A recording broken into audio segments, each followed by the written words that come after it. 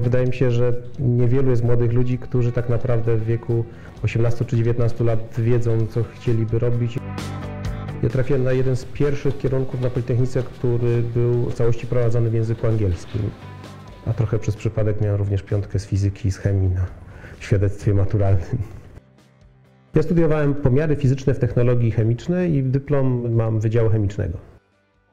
Wydaje mi się, że ta swoboda uczenia się i wybrania tych tematów i wybrania zajęć, na które można chodzić, to było dla nas mega odkrycie, że nagle nie trzeba być na każdej lekcji, że nie ma dzwonka, który nas zmusza do określonej rzeczy, że nie z każdego przedmiotu jakby trzeba mieć 5.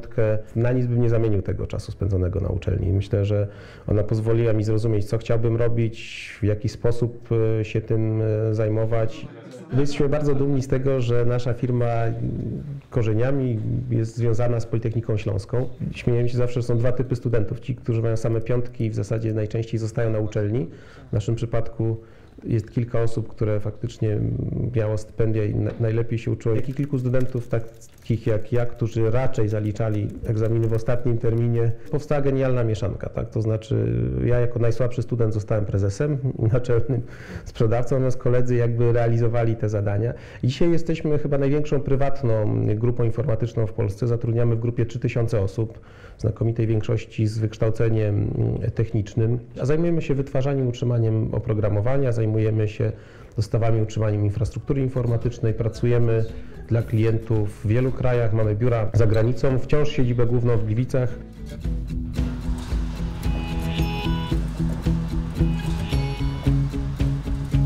Ja zawsze byłem motocyklistą i do tej pory bardzo dużo jeżdżę na motocyklu i to jest mój sposób na odstresowanie się. A to mój pierwszy motorower, który dostałem od mamy w 1989 roku. Mimo że była wielkim jego przeciwnikiem i on dla mnie jest jakby dowodem tego, że jak czegoś się bardzo chce i ma się odpowiednio dużą do tego determinację, to można to osiągnąć. Mama postawiła wręcz niemożliwe warunki dla 10-latka do spełnienia, a potem przecierała oczy po roku, kiedy udało mi się je spełnić. To była wielka determinacja i wielki wysiłek i ona towarzyszy mi, ta motorynka, przez całe moje dorosłe życie. I chyba już nigdy żaden pojazd później nie cieszył mnie tak bardzo jak ten motorower.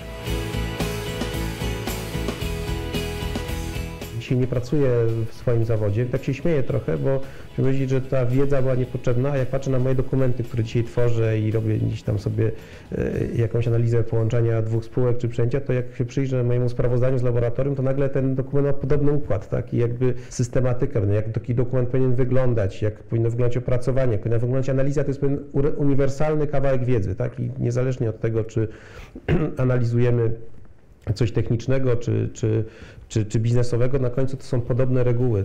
Pod każdym względem uważam, że warto studiować. Uczelnia jest szansą na zdobycie zawodu, jak i jakby po prostu pewnego zestawu umiejętności, które przydadzą się w dorosłym życiu.